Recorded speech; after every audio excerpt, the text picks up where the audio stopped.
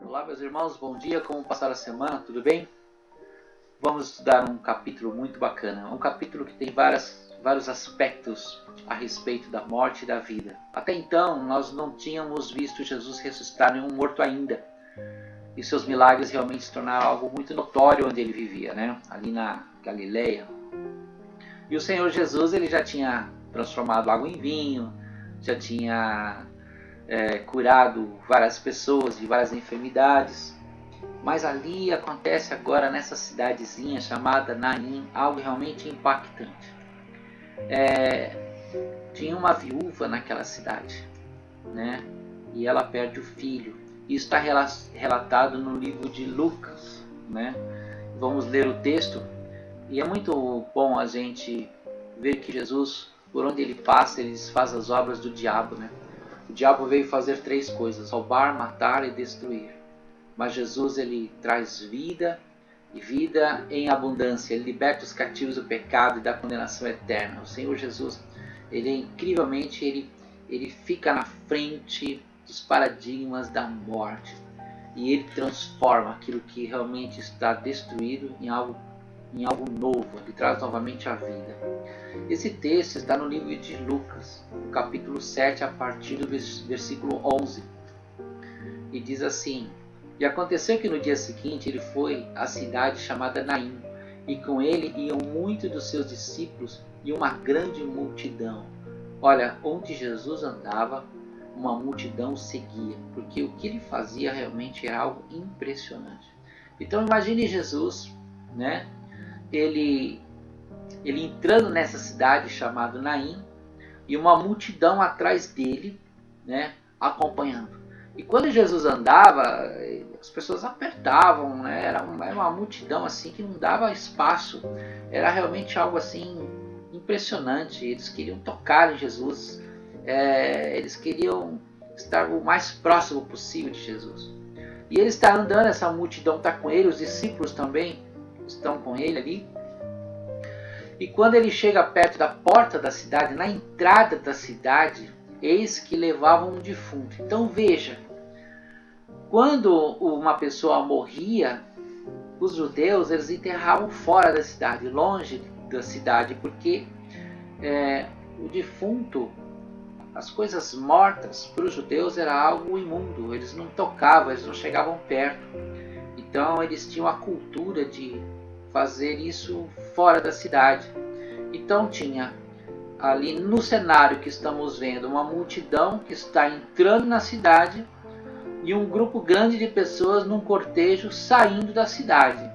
Então você tem a multidão de Jesus que está levando a vida e uma outra multidão trazendo a morte. Olha que quadro interessante. Então vamos observar isso.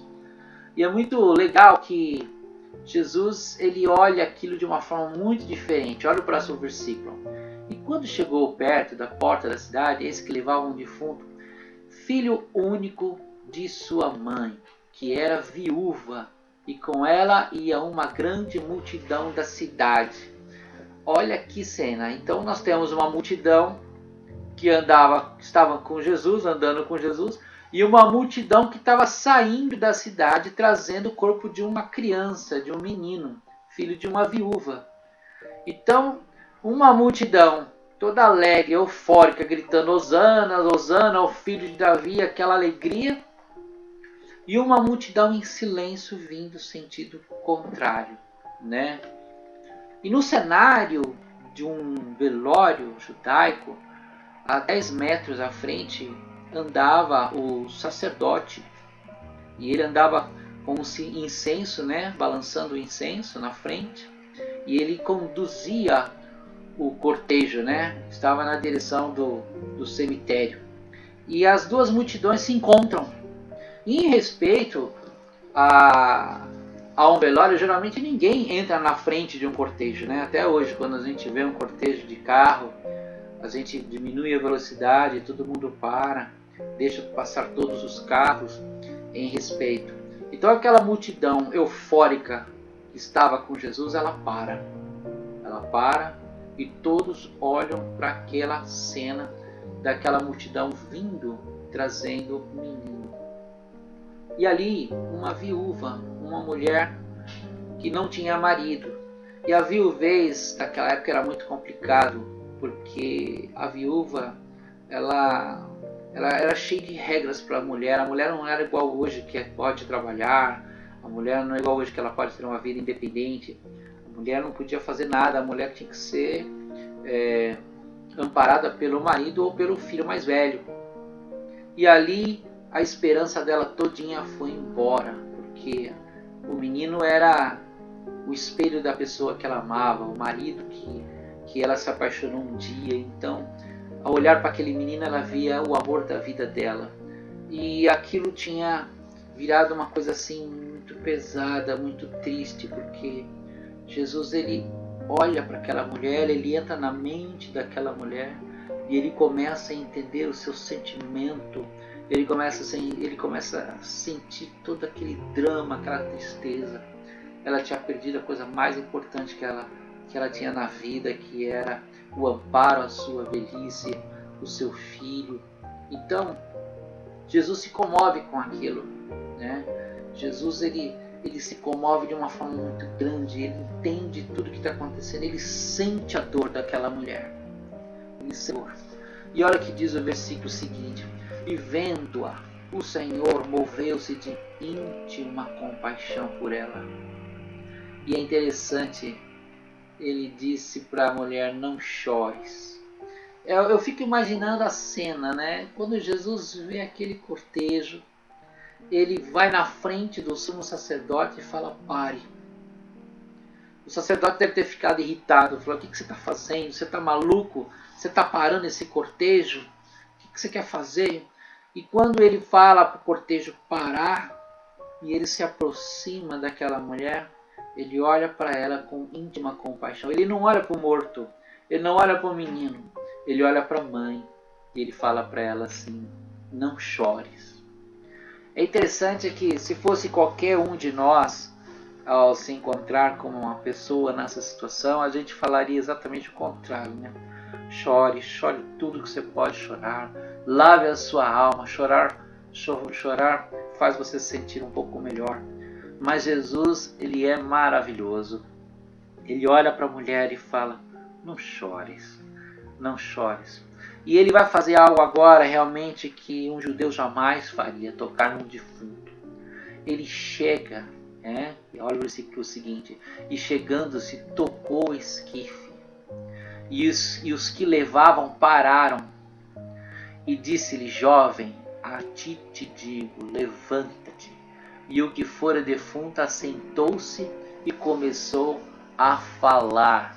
Olha que coisa incrível, né? Jesus, ele para, ele faz uma coisa maravilhosa, que é trazer vida àquele esquife.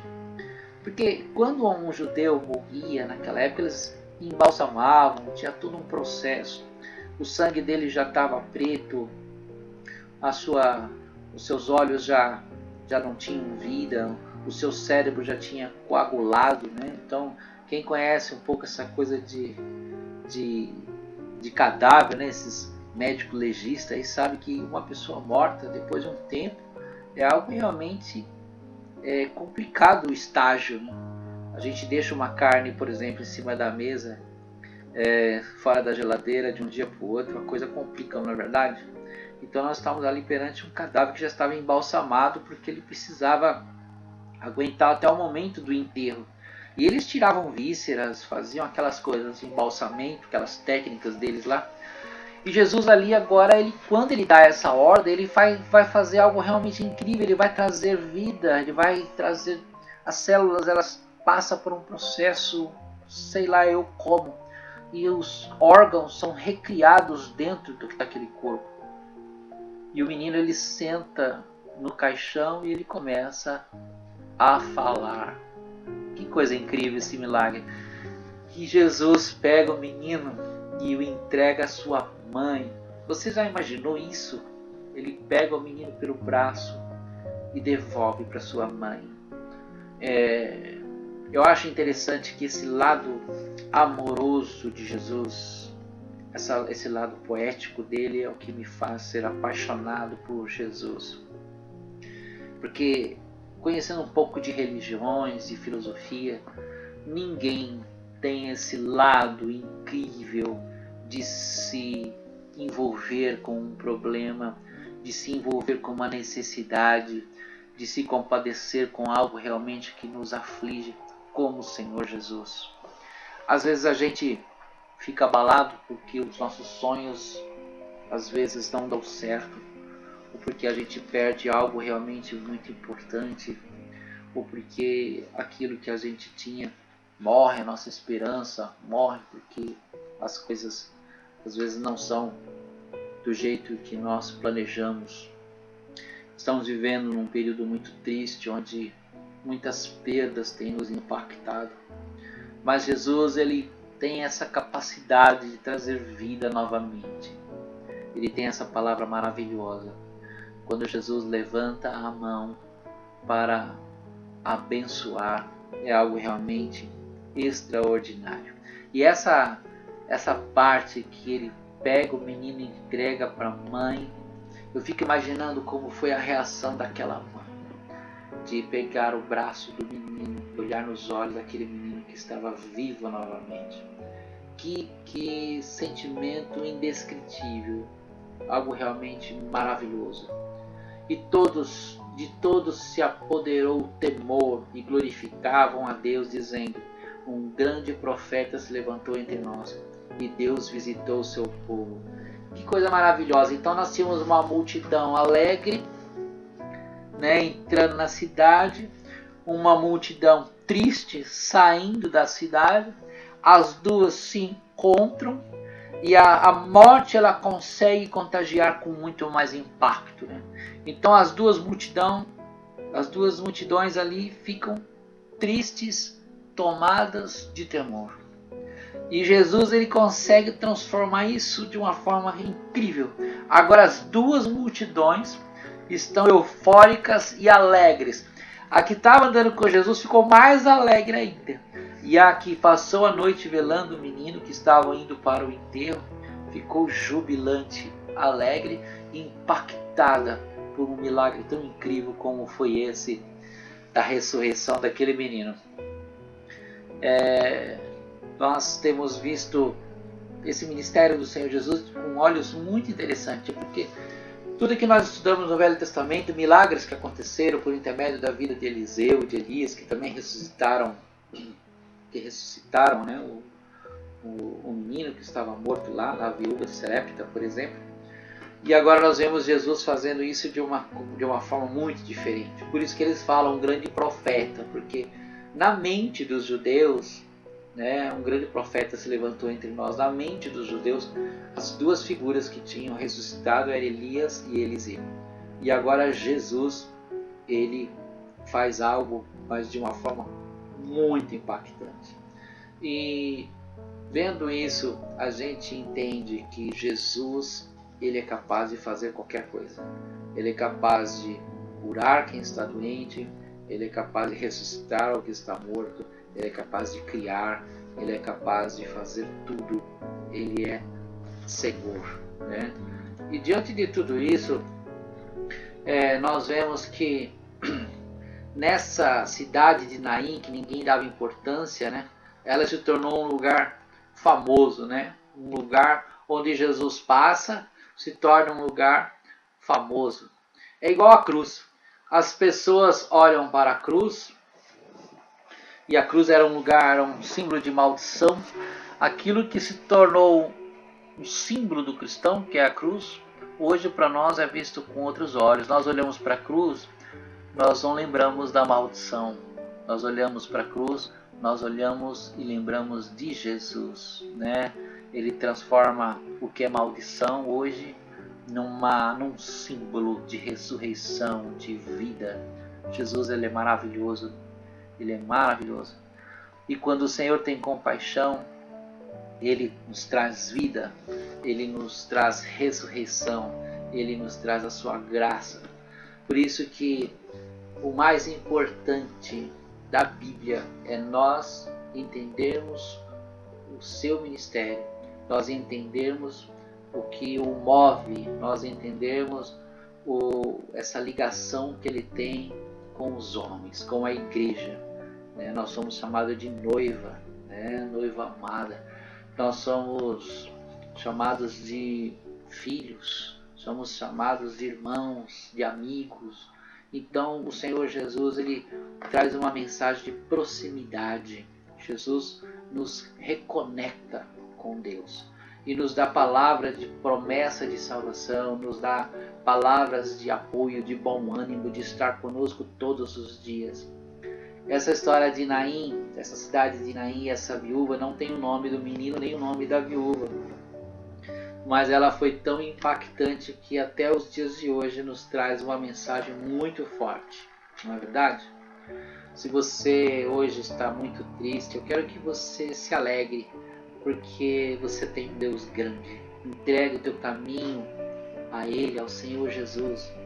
Confia, Ele vai fazer mudar a sua história. Que Deus possa te abençoar, que essa semana seja uma semana maravilhosa na sua vida. Faça um comentário, né, no vídeo se você achou bom, se você gostou. Não deixe de estudar a Bíblia, tem as lições aí anteriores, né, dá uma olhadinha. Temos muitas coisas que a gente tem aprendido junto. Em breve vamos estar novamente presencialmente. E o Senhor Jesus, Ele é maravilhoso. Que Deus abençoe a sua semana. E a gente, semana que vem, estaremos aqui novamente. A graça e a paz, queridos.